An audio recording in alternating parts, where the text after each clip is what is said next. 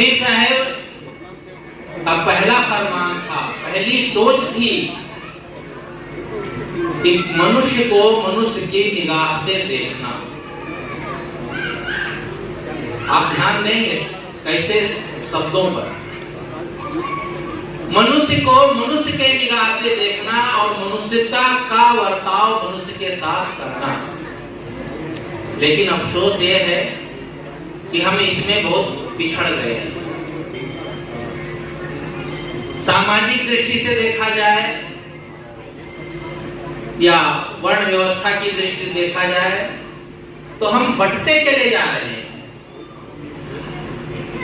आज कोई भी समारोह होता है तो किसी समाज का, किसी वर्ण का, किसी जात का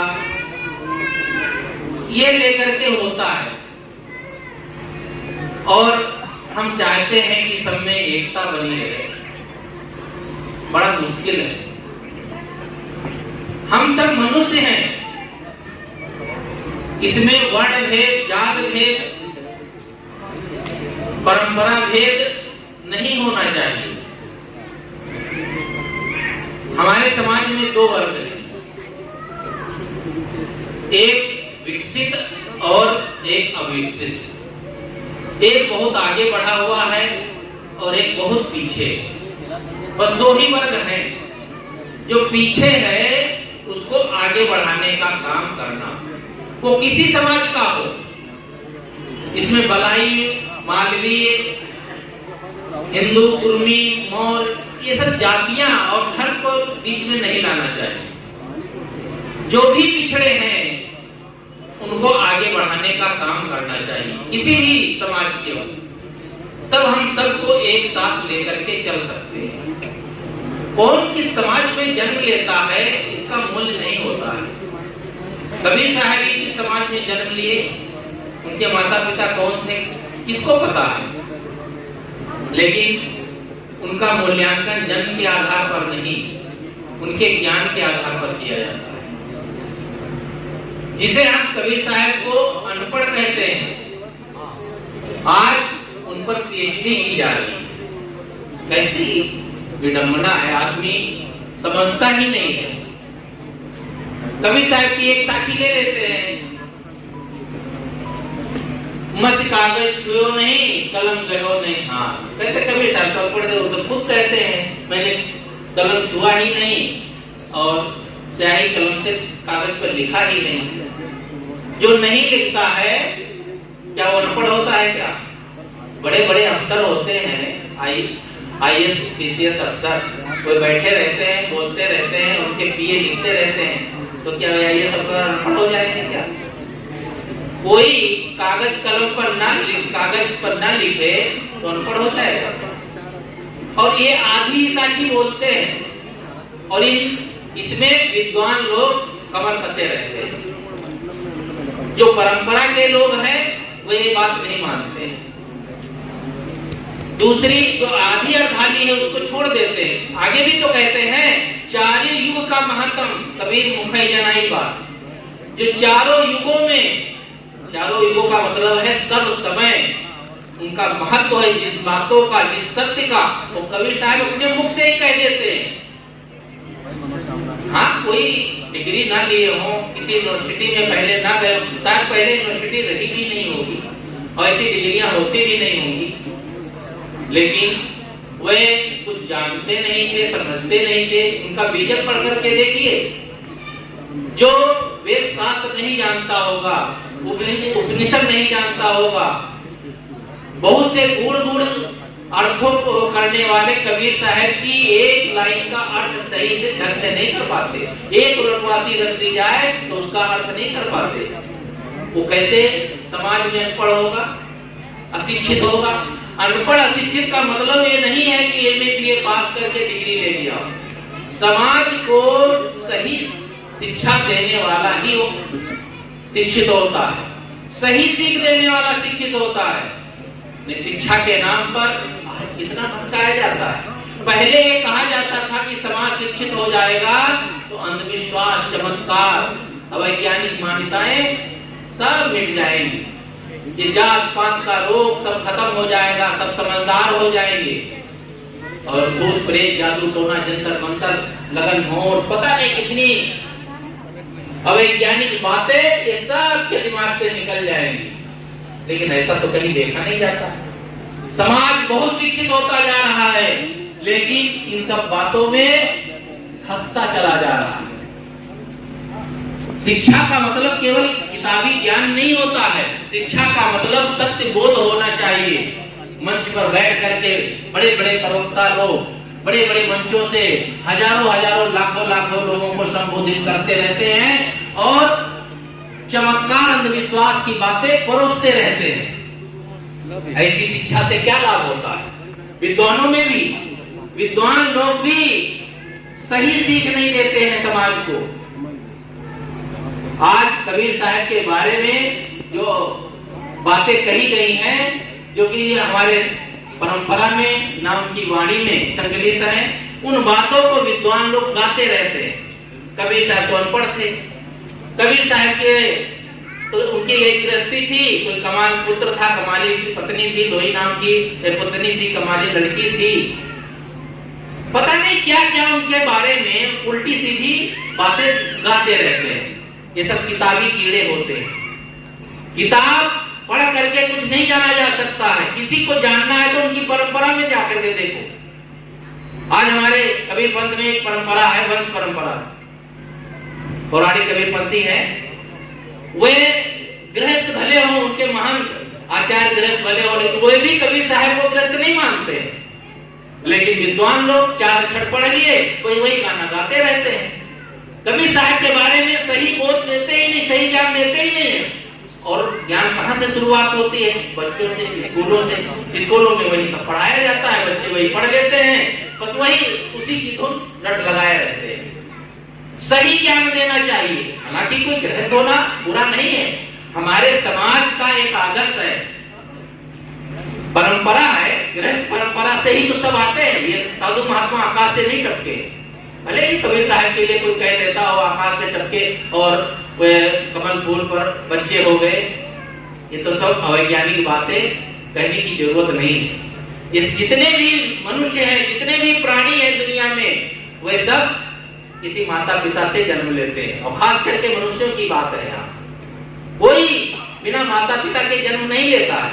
लेकिन इन सब बातों को हमें समझना चाहिए। आदमी इन बातों को ध्यान नहीं देता है। आज किसी के माता पिता का पता ना हो तो उसकी विद्वता, उसके ज्ञान को नकारा जा सकता है क्या? सीता माता के माता पिता का किसको पता है? कहते हैं धरती से निकली। धरती से पेड़ पौधे निकलते हैं, कोई बच्चा बच्ची निकलते हैं क्या? रामचंद्र जी चारों भाई खीर खाए उनके माताओं ने और जन्म ले लिया। आदमी को के समझ नहीं रह गई है क्या? बिल्कुल भी समझ नहीं रह गई है कि कोई भी चीज खाई जाती है तो आमाशय में जाकर के वो टट्टी पेशाब होता है, खून रक्त बनता है कि बच्चा बनता है। एक डॉक्टर लोग भी नहीं समझते हैं और पढ़े लिखे लोग भी नहीं समझते हैं। खीर खा करके कैसे बच्चे का जन्म होगा? और तरह तरह से, कोई कान से पैदा हो जाता है, कोई मछली के पेट से पैदा हो जाता है, पता नहीं क्या क्या। हमारे परंपरा में जितने भी भगवान हैं वे सब पता नहीं कछुआ से पैदा हो गए तो मछली से पैदा हो गए, मत्स्य अवतार है। अवतार जितने भी बनाए गए हैं कितना, अरे भगवान को भी तुम सही सलामत मनुष्य नहीं रखना चाहते हो? कैसे आदमी हो, कैसे पढ़े लिखे लोग हो? ये भारतीय परंपरा है, सनातन परंपरा है, ये सब भूल गए हैं। इन लोगों को कुछ अकल नहीं आती है, गाते भर रहते हैं। ऐसे कौन से अवतार हुए होंगे? ऐसे कोई अवतार होते हैं क्या? पृथ्वी जो है वो चुरा ले गया कौन? हिरण्याक्ष। तो उसको तारने के लिए भगवान ने अवतार लिया और चुरा करके कहाँ रखा था? मल के घेरे में। मल जहां पता नहीं उस कौन से आदमियों ने कितना मल किया होगा, जो पृथ्वी उसने ढक दिया। और फिर लड़ाई हुई तो हजारों वर्ष तक लड़ाई होती रही। तो एक विद्वान ने पूछा था कि ये पृथ्वी तो वो चुरा ले गया था, ये लड़ाई कहां पर हुई? तो कहा कहने वाले की छाती पर। बताओ, कितनी उल्टी सीधी अवैज्ञानिक बातें आजकल कहते रहते हैं ये बड़े बड़े विद्वान लोग, प्रवक्ता लोग सुनाते रहते हैं पौराणिक कथाएं, झूठी सच्ची बातें। इससे समाज का क्या हो जाएगा, क्या लाभ हो जाएगा? इन कहानियों से कोई लाभ होने वाला नहीं है। सही बात बताना चाहिए, सही दिशा देनी चाहिए। जब ये इन कहानियों से फुर्सत मिलती है तो और भी कहानियां शुरू करते हैं। ये अंगूठी पहन लो तो ये लाभ हो जाएगा, ये चीज खा लो तो ये लाभ हो जाएगा, ये ताबीज पहन लो तो ये लाभ हो जाएगा। ये सब क्या चीज है? अंगूठी बेचने वाले वे क्यों नहीं पहन करके अपना लाभ लेते हैं? बेचारे खाक छानते रहते हैं और दूसरे को ये लाभ देते रहते हैं, और ये समझाने वाले समझाते रहते हैं और इनके बात समझ में आती नहीं है। कोई अंगूठी में कौन सा करंट होता है जो वह करंट आपके शरीर में दौड़ जाएगा तो आपका शरीर निरोग हो जाएगा, क्या हो जाएगा? और ये सब अवैज्ञानिक बातें खूब मंच से उड़ेली जाती हैं, लेकिन कोई इस पर ध्यान नहीं देता है। अंधविश्वास में आज भी वैसे ही समाज जकड़ा हुआ है। राजा सगर की पत्नी को 60,000 बच्चे एक साथ पैदा होते भये। हम लोग बड़े जोर से जयकारा लगाएं, वृंदावन बिहारी की जय। कोई पूछता नहीं है 60,000 बच्चे कहां से पैदा हो जाए? अरे 4, 6, 7, 8, 10 तो हो सकते हैं कोई ऐसे साधन से, लेकिन ये कहां कैसे हो जाएंगे? एक व्यक्ति ने पूछ लिया तो जो प्रवक्ता थे वे भी बड़े होशियार होते हैं ना, ऐसे तो होते नहीं है। उन्होंने कहा अरे तुमको पता नहीं है, उनके राजा प्रियर की पत्नी सुमंत के गर्भ से एक कुमड़ी लूंगा पैदा हुआ, उसमें मानवाकार 60,000 बच्चे थे छोटे छोटे। तो 60,000 बच्चे का पालन कैसे किया? अरे कपालन तो राजा थे ना, 60,000 घी के घड़े मंगवाए और सब बच्चों को घी में घड़े में डाल दिया और सब खा खा करके जवान होकर निकल आए। ऐसी बुद्धि मारी गई है। आज बच्चा जन्म लेता है तो दूध पीता है कि घी खाता है, और घी के घड़े में बच्चे को डाल दोगे कीड़े के समान होगा, वो डूब के उसी में मर जाएगा कि घी खा करके जवान होकर के निकलेगा? कहीं भी बुद्धि नहीं आती है क्या? और ये सब कहानियां लोग सुनते रहते हैं और लोग सुनाते रहते हैं। जब कोई तर्क करे, कोई इस पर रिसर्च करे तो लोगों के समझ में आए, ये सब उठपटांग बातें ना कही जाए। लेकिन नहीं, जय जयकार होती है, जय जयकार में सब भूले रहते हैं और यह बात कह करके लोगों को बरगलाते रहते हैं। समाज को सही दिशा देनी चाहिए। समाज का जो अगुवा होता है, समाज का, परिवार का अगुवा होता है, देश का अगुवा होता है, वह सही दिशा दे। देश का जो अगुवा अगर समझदार नहीं है तो देश विनाश होगा, समाज का अगुवा सही नहीं है तो समाज का विनाश करेगा, और परिवार का। हर जगह जो आगे चलने वाले हैं, इसीलिए पुरोहित कहा गया था। पुरोहित का मतलब होता है आगे आगे चलने वाला, समाज को दिशा देने वाला। अब तो उल्टा हो गया है। पुरोहित का मतलब है लोगों को ठगने वाला, लोगों को बरगलाने वाला। ये सब देखो, तीर्थों में पुरोहित लोग बैठे हैं। खैर, तीर्थों में लोग जाते हैं, उनका वो व्यवस्था करते हैं तो उनका पारिश्रमिक लेना उचित है, लेकिन ये सब इसके अर्थ ही बदल गए हैं।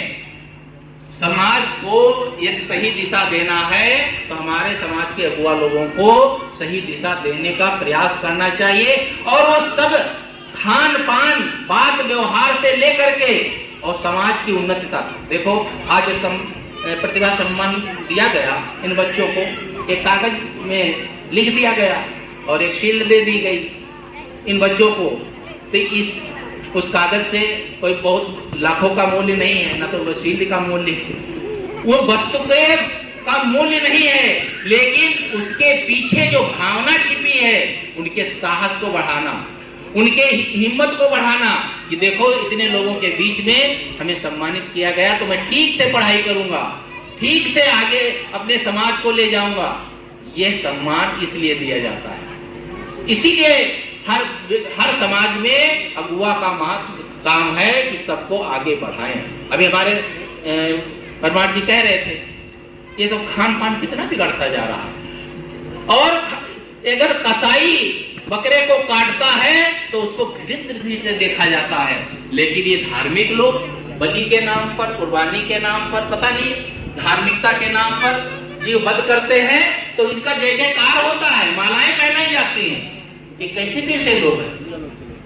मांस खाने वाले तो कह सकते हैं प्रोटीन खाते हैं, ये तंबाकू खाने वाले निकोटीन खाते हैं। हम तो समझते हैं शायद मांसाहारी शायद कोई हो तो हो, मैं मर जाऊं कोई नहीं होगा शायद, इतना तो गैर गुजरा नहीं समाज है। लेकिन तंबाकू खाने वाले तो शायद ही कोई ना हो तो अच्छी बात है। सबके सब खाते चले जाते हैं, किसी को सोचते ही नहीं है और समाज को सही दिशा देना चाहते हैं।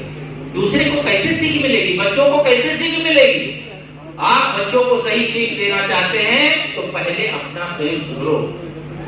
एक सामान्य बात मैं कहना चाहता हूँ। एक स्कूल था, उसमें बच्चे पढ़ते थे, तो 3 मित्र थे, तीनों मित्र पढ़ने जाते थे। बच्चों में आपस में चर्चा होने लगी, तो एक बच्चे ने कहा मेरे पिताजी मास्टर हैं, मैं मास्टर बनूंगा पढ़ लिख करके। दूसरे ने कहा नहीं, मैं वकील बनूंगा, वकालत करूंगा, मेरे पिताजी वकील हैं। तीसरा बच्चा कुछ नहीं बोला। उसे कहा तुम कल बताएंगे। घर गया, पिताजी से कहा पिताजी मेरे मित्र ऐसी सी बात कह रहे हैं, तो मैं अपने मित्रों से क्या कहूँ? मेरे पिताजी शराबी हैं, मैं शराबी बनूंगा। उसका पिता शराब पीता है। कोई माता पिता ये नहीं चाहते हैं कि मेरा बच्चा गलत दिशा में जाए, तो वह उसको लगा, ऐसा करंट लगा कि अरे मेरा बच्चा देखो अपने मित्रों के बीच में बोल भी नहीं सकता है कि मैं आगे पढ़ा लिख करके क्या बनूंगा, क्योंकि मेरा आचरण गलत है। उसने तुरंत बच्चे को गोद में लेते हुए कहा कि बेटा कह देना मेरे मित्रों से कि मैं मास्टर और वकील भले ना बन पाऊं, लेकिन एक अच्छा इंसान अवश्य बनूंगा। और उसी दिन से उसने शराब छोड़ दी। आप में शक्ति है, ताकत है, क्यों नहीं छोड़ सकते हैं? लेकिन नहीं, हम तो बड़े कायर पुत्र बने हैं। अरे साहब आदत पड़ गई है, कैसे छूटेगी? समाज को क्या दिशा देंगे? मैंने कह रहा था कि समाज के अगुआ को तो बहुत सावधान रहना चाहिए। इस पर एक मनोरंजक कहानी छोटी सी सुना देता हूँ। एक कथाकार थे, और कथाकार जो होता है ना, तो उसको लोग पंडित बोल में रखते हैं। पंडित का मतलब होता है ज्ञानी, समझदार ज्ञानी, वही पंडित है। पंडित किसी जात विशेष में पैदा होना पंडित नहीं है। जो समाज को सही दिशा देता है, ज्ञान देता है, वह पंडित होता है।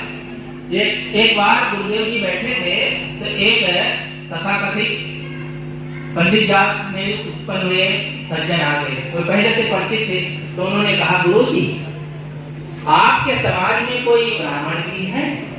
तो गुरु जी ने कहा हमारे समाज में सब ब्राह्मण ही है। अच्छा, तो आप तो सुना है जात पात मानते ही नहीं है, तो आप ब्राह्मण को रखते हैं? कहा हमारे यहाँ सब ब्राह्मण वर्ग के ही लोग रहते हैं, जितने साधु हैं सब ब्राह्मण हैं। कहा कैसे? कहा देखिए, कहा गया है जीतेंद्रिया धर्म पराय स्वाध्याय निरता शुचि काम क्रोधो बसो यस्य तम ब्राह्मणम विदु। जो जीतेंद्री है, धर्म परायण है, स्वाध्याय निरत है और काम क्रोध लोग को जिसने जीत लिया है, उसे विद्वान लोग ब्राह्मण कहते हैं। आप जैसे नकली नहीं, ये असली ब्राह्मण। तो समझ गए, ये ब्राह्मणत्व की परिभाषा है। लेकिन हम ब्राह्मणत्व की परिभाषा पैदा होने से मान लिए। दुनिया में पैदा होना एक जाति होती है, जिस तरह से जिसका जन्म होता है उसकी वैसी जाति होती है। गधे से और घोड़ी से बच्चे नहीं होते हैं, तो उनकी जातियां अलग अलग होती हैं। कुत्ते से और बिल्ली से बच्चे नहीं होते हैं, इसलिए उनकी जातियां अलग होती हैं। लेकिन इस धराधाम के किसी कोने के नर और किसी के कोने की नारी से बच्चे हो जाते हैं, तो उनकी जातियां अलग कैसे हो जाती हैं? वे सब एक ही जाति के हैं, मानव जाति के हैं। लेकिन इस बात को कौन समझता है? समझ नहीं पाते हैं। तो एक कथा बहुत बढ़िया बोलते थे और समाज को अच्छी सीख देते थे, बड़ी भीड़ होती थी। लेकिन उनमें एक गलत आदत थी, वे मंच पर बैठे ही बैठे बोलते ही बोलते बीच बीच में तंबाकू मुंह में डाल लेते थे। आदत पड़ी थी, और वो बीच बीच में तंबाकू डाल लेते थे तो मुंह से लाल फूल की छींटे मंच पर या गादी पर पड़ती थी, पुस्तक रखे रहते थे उस पर पड़ती थी, लोगों को अच्छा नहीं लगता था। एक दिन उनकी कथा हो रही थी, उनकी श्रीमती जी को पहुंच गई सुनने, तो उनकी बड़ी प्रशंसा लोग कर रहे थे, बहुत अच्छी कथा सुन रहे कहते हैं। और एक सज्जन, कुछ लोग थे उसमें से, तो ये कहने लगे कथा तो बढ़िया कहते हैं, ज्ञान की चर्चा अच्छी करते हैं, लेकिन ये जो तम्बाकू खाते रहते हैं बीच बीच में, ये अच्छा नहीं है। श्रीमती जी ने सुन लिया, कहा घर में गए, कहा देखो पंडित जी ये तम्बाकू जो खाते हो इसके कारण आलोचना होती है, इसको छोड़ दो। उन्होंने कहा सुनो पंडित भाई, तम्बाकू नहीं छूटेगी, कथा कहना कहो आज से ही छोड़ देता हूँ, क्योंकि ये बूटी मेरे से अब छूटने वाली नहीं है। आपकी आलोचना होती है, तुम मुझे मूर्ख समझ रखी हो क्या? तुम यही तो चाहती हो मेरी आलोचना ना हो, कोई निंदा ना करे, कल से कोई निंदा आलोचना नहीं करेगा, ऐसा है? आप ये समझो आलोचना निंदा कोई करेगा ही नहीं कल से। अच्छा तो ऐसी बात है, तब तो आप तम्बाकू खाओ चाहे गोबर खाओ, मुझे क्या लेना। आदमी बड़ा होशियार होता है जो मंच से बोलता है, लोगों को संबोधित करता है, वो मंच पर दूसरे दिन जाते ही जाते संबोधन में ही बोलते हैं, देवियों और देवताओं आप लोगों को ध्यान देना चाहिए, जो व्यास गद्दी पर बैठ करके राम की गाथा गाता है, भगवान का गुणानुवाद गाता है, ज्ञान की चर्चा करता है, उसके मुंह से कभी लाल फूल की चीजें नहीं निकलती हैं। वो तो इतना पवित्र होता है उसका मुंह, उसके मुंह से गंगोत्री के समान पवित्र छींटे निकलती हैं। ये गंगा के समान नहीं जो आगरा और कानपुर और इलाहाबाद में गंदी हो जाती, गंगोत्री जो गंदी होती ही नहीं, क्योंकि गंगोत्री तो बिल्कुल पवित्र रहती है, पहाड़ से निकलती है। और इतना समा बांध दिया, सब लोग तालियां पीटने लगे कि बिल्कुल बात सही है, जो भगवान का भजन करे उसके मुंह से लाखों की छींटे कहाँ निकलेंगी। तो एक सज्जन ने कहा ये तो बहुत होशियार बनते हैं, खाते हैं तम्बाकू और व्यास गद्दी पर थूकते रहते हैं और लोगों को कहते हैं गंगोत्री निकली है हमारे मुंह से। वो उठा और चला गया घर, सफेद सफेद एक चूरन पीस कर लाया पुड़िया में। तो जैसे कथा खत्म हुई तो सामने पहुंच गया, कहा महाराज थोड़ा सा प्रसाद ले लीजिए। कहा क्या है? तब मैं गरीब आदमी क्या दे सकता हूँ। सफेद सफेद देखा, सोचा कोई मिश्री वगैरह पीस के लाया होगा, बड़ी चुटकी मुंह में डाला तो मुंह बहुत खराब हो गया। कहा क्या खिलाया तुमने? कहा मैं क्या बताऊं महाराज, मैं गरीब आदमी हूँ, मेरे पिताजी भी गरीब थे, मेरे दादा भी गरीब थे, गरीबी सनातन से चली आ रही है। मेरे दादा मर गए, मेरी दादी मर गई, मेरे पिताजी मर गए, लेकिन आज तक गंगा सागर या प्रयागराज उनकी हड्डियों को ले जा नहीं पाया कि मैं क्या करूं। आज जब मुझे पता चला मेरे गांव में ही गंगोत्री जी आ गई है तो मैं क्या करूं? मैं उन्हीं की हड्डियों को पीस करके आपकी गंगोत्री में डाल दिया। अरे कहा तूने तो मेरी सारी क्रियाएं बलिष्ठ कर दी। गंगोत्री में जो पड़ता है पवित्र हो जाता है, तर जाता है, इसीलिए तो लोग डालते हैं अपने माता पिता। तो हम क्रिया क्या बलिष्ठ हो गई? बस इतनी उनको घृणा हुई, उसी दिन से तम्बाकू छोड़ दिया। ये कहानी किसके लिए है? ये अगुआ लोगों के लिए है, हम लोगों के लिए। मंच पर बैठ करके बड़ी ऊंची ऊंची बातें कह डाले, लेकिन अपने जीवन में कोई परिवर्तन नहीं, कोई सुधार नहीं। यही बात घर परिवार वालों की, ज्यादातर यहाँ बुजुर्ग लोग बैठे हैं, घर के मालिक की ज्यादा, इन सबको वही बातें करना चाहिए। तो मैंने शुरू में कहा सदगुरु कबीर साहब की आज जयंती मनाई जा रही है। सदगुरु कबीर साहब मानवतावादी विचार के थे। कबीर साहब के विचार जैसे आज से 650 वर्ष पहले प्रासंगिक थे, 628-27 साल हो गए, वैसे ही आज भी उनके विचार प्रासंगिक हैं, उनमें कोई बदलाव नहीं है। आज उनके विचारों के आधार पर संविधान बना। उनका यही कहना था, शोषित दलित जो समाज है उसको आगे बढ़ाओ, और उसको ही आगे बढ़ाने का काम किया। कोई राजा के घर में जाकर के गुणानुवाद गाने नहीं जाते थे कि राजा का गुणानुवाद गाएं और उनका यश गाएं तो उनको धन मिलेगा, यश मिलेगा।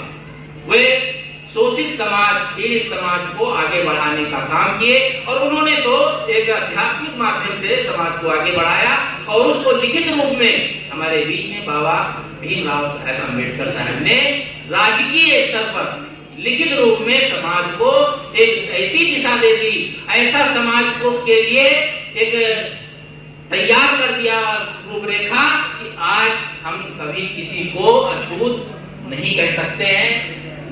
जो दलित अविकसित लोग हैं, कमजोर लोग हैं, उनको हम नीचे नहीं कर सकते हैं, उनके साथ हम अभद्रता का व्यवहार नहीं कर सकते हैं। लेकिन यह बात को आज हम नहीं समझ पाए हैं। आज हमें समझना होगा, ये समाज को समझना होगा। ये बड़े बड़े महापुरुषों ने चाहे आध्यात्मिक क्षेत्र में हो, चाहे राजनीतिक क्षेत्र में हो, जो इतना परिश्रम किया है, उस परिश्रम को चार चांद लगेंगे तब जब हम सब कमर कस करके उनके विचारों को आगे बढ़ाएंगे और उनको बढ़ाने के लिए उनके जैसे विचारों को अपने जीवन में